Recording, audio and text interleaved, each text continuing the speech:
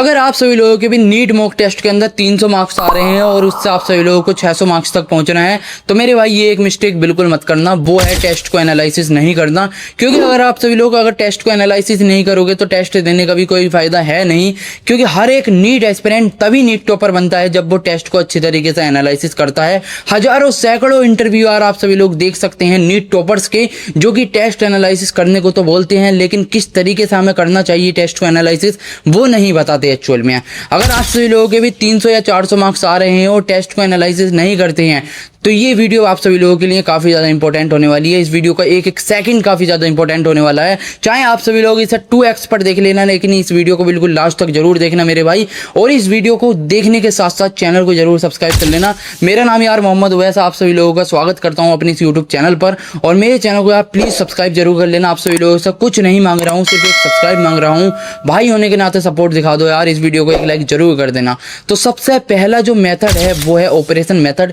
यानी कि अगर आप सभी लोगों ने टेस्ट दे दिया है तो टेस्ट देने के बाद अगर आप सभी लोग रूम पर आ गए हैं या फिर रूम पर ही दिया है टेस्ट, तो वहां पर आप सभी लोग बिल्कुल चीटिंग नहीं करनी है। चीटिंग काफ़ी ज़्यादा स्टूडेंट करते हैं जो ऑनलाइन टेस्ट देते हैं, क्योंकि बुक्स वगैरह आप सभी लोगों के पास होती हैं, तो इसलिए आप सभी लोगों को चीटिंग वगैरह बिल्कुल नहीं करनी है। मैंने जब ऑनलाइन वगैरह टेस्ट दिया तो एक दो बार चीटिंग की थी, तो इसलिए आप सभी लोगों को चीटिंग नहीं करनी है, चाहे कितने भी आप सभी लोगों के मार्क्स आएँ। तो सबसे पहले आप सभी लोगों को ईमानदारी से टेस्ट को अपना देना है, चाहे आप ऑफलाइन दे रहे हो या फिर ऑनलाइन दे रहे हो। ऑनलाइन दे रहे हो तो आसपास आप सभी लोगों के कोई पोस्टर वगैरह नहीं होना चाहिए जिस पर आप सभी लोगों की पढ़ाई की चीज़ें लिखी हों, जैसे पीरियोडिक टेबल्स या फिर जो भी हम स्टिकी नोट्स वगैरह लगा लेते हैं अपनी वॉल वगैरह पर। तो इसलिए आप सभी लोगों को कुछ भी नहीं होना चाहिए जहां पर आप सभी लोग टेस्ट दे रहे हो, क्योंकि अनजाने या जाने में हमारी नज़र उस पर पड़ी जाती है और हम टेस्ट को ईमानदारी से नहीं दे पाते हैं। फिर हमारे मन में डाउट रहता है, यार ये 2 क्वेश्चंस तो मैंने चीटिंग कर इनका आंसर दिया था। तो मेरे भाई ये गलती बिल्कुल मत करना है। सबसे पहले चीटिंग बिल्कुल नहीं करनी है, क्योंकि काफ़ी ज़्यादा स्टूडेंट ये भी मिस्टेक करते हैं। तो हमें किस तरीके से टेस्ट एनालिसिस, सबसे पहले तो ये बता दिया कि चीटिंग वगैरह बिल्कुल नहीं करनी है, हमें ईमानदारी से टेस्ट देना है।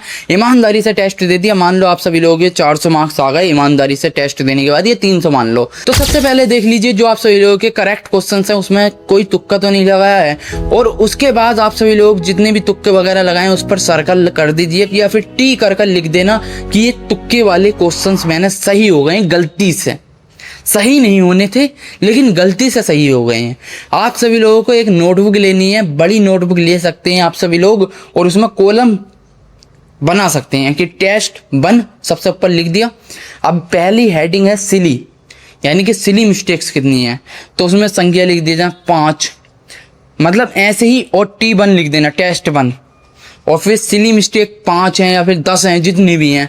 सिली कौन कौन सी मिस्टेक्स होती हैं, पॉइंट में गड़बड़ी है, या फिर कोई क्वेश्चन हमसे आता था लेकिन हम नहीं कर पाए वहाँ पर, तो वो सिली मिस्टेक में काउंट हो सकती हैं। करेक्ट को इनकरेक्ट पढ़ लिया वहाँ पर, तो जो भी ऐसी मिस्टेक्स हैं छोटी छोटी जो आप सभी लोगों को सिली मिस्टेक्स लगती हैं, क्योंकि भाई 5 नंबर ही लेकर जाती हैं सिली मिस्टेक्स भी, तो इसलिए सिली मिस्टेक्स को हमें रिड्यूस करना है। तो उसे हमें पता भी तो करना है कि किस तरीके की हमसे गलती हो रही है सिली मिस्टेक्स, कि करेक्ट को इनकरेक्ट पढ़ लिया, नोट करेक्ट को करेक्ट पढ़ लिया, समझ रहे हो नहीं।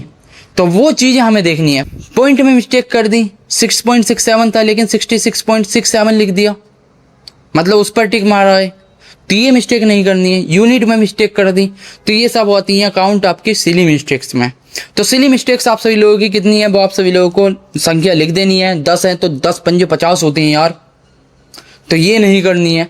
दूसरी, आप सभी लोगों को ऐसे क्वेश्चंस ढूंढने हैं, छांटने हैं उसमें से जो आप सभी लोगों से एग्जाम में तो नहीं हुए थे लेकिन आप सभी लोग रूम पर आए तो पहली बार में ही हो गए। तो आप सभी लोगों को पैनिक कर एक चीज़ लिख देनी है हेडिंग, और उसके नीचे वहाँ पर लिख देना है कि हाँ भाई 3 पैनिक की वजह से गलत हो गए। तो आप सभी लोग इस तरीके से देखेंगे कि 50-100 मार्क्स की तो आप सभी लोगों ने सिली मिस्टेक्स ही की थी। तो अगर आपके 300 मार्क्स आ रहे हैं तो 400 आप सभी लोगों के 450 आ सकते हैं, 400 आ रहे हैं तो 500 आ सकते हैं, 500 आ रहे हैं तो 600 मार्क्स आ सकते हैं, सिर्फ ये 2 काम करने से। मेरी बात समझ रहे हो ना, कि एक तो रूम पर जो पैनिक करते हैं तो आप सभी लोगों को रिलैक्स होने की प्रैक्टिस करनी पड़ेगी, और रिलैक्स होने की प्रैक्टिस किस तरीके से करनी होगी कि आप सभी लोगों को रूम पर भी टाइम बाउंड कर क्वेश्चन प्रैक्टिस करनी होगी। जब तक ये नहीं करोगे तो आप सभी लोग पैनिक होते रहेंगे एग्जाम के अंदर और आप सभी लोग के मार्क्स कम आते रहेंगे।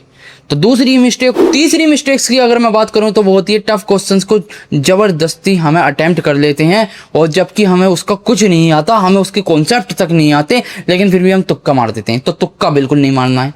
तुक्के मारने से आप सभी लोगों के मार्क्स जो हैं कम होंगे। 300-400 मार्क्स आ रहे हैं, फिर भी तुक्का मार रहे हैं यार, कोई हिसाब है आप सभी लोगों का? जो आप सभी लोगों से 100% क्वेश्चंस आते हैं, क्योंकि तुक्का मारने से ही आप सभी लोग जब एनालिसिस करोगे ना तो 50-50 मार्क्स की निगेटिव मार्किंग होती हुई नजर आएगी। मुझे पता है ना, जिनके 300-400 मार्क्स आते हैं उनकी 50-50 मार्क्स की निगेटिव मार्किंग होती है मेरे भाई।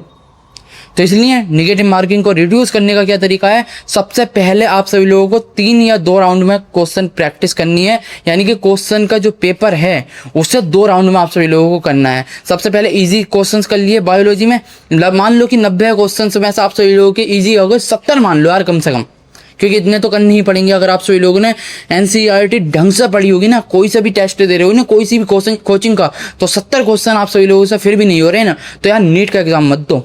समझ रहे हो नहीं? 7 चौक 28 यानी कि 280 मार्क्स का आप सभी लोगों ने पहली बार में, मैं एक एवरेज स्टूडेंट की बात कर रहा हूँ, ये 280 मार्क्स का आप सभी लोगों ने बायोलॉजी में फर्स्ट राउंड में कर लिया। अब बायोलॉजी का सेकंड राउंड तभी मत करो, या फिर जो आप सभी लोगों को कन्फ्यूजन है उस पर सर्कल कर दीजिए तभी। तो जो सर्कल करोगे आप सभी लोग उसे तभी देख सकते हो। तो 300 मार्क्स का मैंने मान लिया कि तुमने फर्स्ट राउंड में ही कर दिया। 300 मार्क्स तो आप सभी लोगों के बायोलॉजी से ही आ जाते हैं, अगर आप सभी लोगों ने ढंग से एनसीईआरटी पढ़ ली तो ढंग से एनसीईआरटी पढ़नी जरूरी है। फिर केमिस्ट्री करोगे तो मान लो उसमें 80 मार्क्स का ही कर लिया यार, 60 का ही कर लिया, 80 का कर लिया, 100 का कर लिया। फिर आपने वही जिसमें कन्फ्यूजन है उस पर सर्कल किया, उसमें मान लो आप सभी लोगों ने इजी कर लिया, मान लो 80-100 का इजी कर लिया, 20 मार्क्स आप सभी लोग वहाँ से लिया है, 120 मान लो यार कम से कम केमिस्ट्री में। फिर आप सभी लोग मान लो 50 मार्क्स मान लो फिजिक्स में कम से कम, तो 300 और ये कितने 420 और 50-70 इससे 500 मार्क्स तो आप सभी लोग अगर इजी भी करोगे तब भी आ जाएंगे। स्मार्ट टेक्निक अपनानी होगी यार आप सभी लोगों को।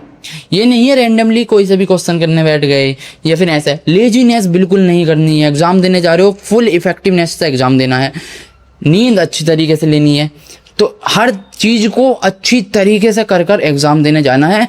और बायोलॉजी को एक रात पहले और पढ़ लेना है यार अच्छी तरीके से। एनसीईआरटी रिवाइज करोगे तो दिमाग में ताज़ा याद रहेगा और तभी आप टिक मारते हुए चले जाएंगे। तो ये काम आप सभी लोगों को एक और कर लेना है बस। आए सबसे पहले सिली का कॉलम बनाया, फिर ये किया, और फिर इसके बाद आप सभी लोगों को मिस्टेक कितनी थी, कितने टफ क्वेश्चन हमने अटेम्प्ट किए थे, ये आप सभी लोग 4-5 कॉलम आप सभी लोग बना लेना, और उससे आप सभी लोगों को आइडिया हो जाएगा कितनी मैंने निगेटिव मार्किंग की है। फिर अगले टेस्ट में उन चीज़ों को कम करना है कि 5 मेरी अगर सिली मिस्टेक्स हुई थी तो अगले टेस्ट में मेरी 2 या 3 होनी चाहिए।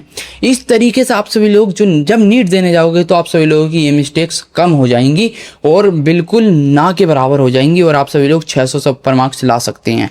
हर एक नीट टॉपर यार इसी तरीके से 600 मार्क्स अचीव करता है। एक बार अच्छी तरीके से यार टेस्ट एनालिसिस तो करो, क्योंकि टेस्ट देने से कुछ नहीं होगा, टेस्ट को एनालिसिस करने से होगा हर चीज़। वहीं से तो पता चलेंगी कौन से हमारे वीक एरियाज़ हैं, जहाँ पर हमारे जो वीक टॉपिक्स हैं उन्हें हमें दोबारा पढ़ना है। और उसी दिन आकर आप सभी लोगों को ऑपरेशन मेथड के मैं बारे में बता रहा था। ऑपरेशन मेथड कुछ नहीं है, टेस्ट देकर आए आप सभी लोग, जो क्वेश्चन गलत हैं उसे फाड़ा स्केल से या फिर कैंची से फाड़ लिया और एक नोटबुक ली, उसमें चिपका दिया, उसके नीचे लिख देना यार मुझसे ये यहाँ पर पॉइंट में मिस्टेक हुई थी या फिर मुझसे सोल्व नहीं हुआ तो उसके नीचे सोल्व कर देना। और इस तरीके से आप सभी लोग जो है पेपर से गम से चिपका दोगे पूरे। इससे क्या होगा, एफर्ट्स भी कम लगेंगे और आप सभी लोगों को काम भी हो जाएगा, क्योंकि आप सभी लोगों को फाड़ कर चिपकाना है। और फिर आप सभी लोग पूछेंगे यार वो मेरा तो टेस्ट ही खत्म हो जाएगा। टेस्ट का फिर आप सभी लोगों को कुछ नहीं करना है, जो मिस्टेक्स थी वो मिस्टेक नोटबुक में आ चुकी हैं और लास्ट मंथ में यही मिस्टेक नोटबुक पढ़नी है। और बस अगर आप सभी लोगों ने ये मिस्टेक नोटबुक पढ़ ली तो आप सभी लोग डेफिनेटली वो गलतियां नहीं कर रहे होंगे और आप सभी लोगों को लास्ट वाले मंथ में आप सभी लोगों को सब याद आ जाएगा कि हाँ यार ये गलतियाँ होती थी मुझसे, अब मुझे ये गलती नहीं करनी है। तो बस यही करना है मेरे भाई, और कुछ नहीं करना है। ज़्यादा से ज़्यादा अगर आप सभी लोगों को कुछ करना है तो चैनल को सब्सक्राइब कर लेना। काफ़ी ज़्यादा मेहनत लगती है यार, एक एक बात बता दी मैंने आप सभी लोगों को।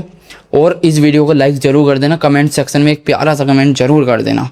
अगर और कुछ भी करना है तो क्या कर सकते हैं हम, मिस्टेक नोटबुक बना ली यार, टेस्ट अच्छी तरीके से रिवाइज कर गए और 2 राउंड में हमने क्वेश्चन पेपर को भी अटैम्प्ट कर लिया। तो 500 से 600 तो ईजिली आ जाएंगे अगर आप सभी लोगों ने ये काम कर लिया। क्वेश्चन प्रैक्टिस काफ़ी ज़्यादा ज़रूरी है। रूम में जो है टाइमर लगाकर आप सभी लोगों को क्वेश्चंस करने हैं। फिजिक्स में धुआंधार क्वेश्चन करने चालू कर दो यार, कुछ नहीं होता टॉपर और एवरेज में, फ़र्क कुछ नहीं होता, बस इन्हीं चीज़ों का होता है और कुछ नहीं होता है। चैनल को सब्सक्राइब कर लो, वीडियो को लाइक कर लो, आगे मिलते हैं यार और वीडियो में। और पूछना यार अगर आप सभी लोगों को अगर और कुछ पूछना हो तो ठीक है, और कुछ भी डाउट हो व्हाट्सअप नंबर भी दे दूंगा अगर आप सभी लोगों को चाहिए, इंस्टाग्राम भी दे दूंगा। आप सभी लोगों को बात करनी है, कुछ भी पूछना है मैं उससे पूछ सकते हैं, बस कमेंट सेक्शन में एक कमेंट कर देना, मैं आप सभी लोगों को जो भी पूछना है मैं सब कुछ बता दूंगा। लास्ट तक वीडियो देखिए तो काफ़ी ज़्यादा धन्यवाद आप सभी लोगों का।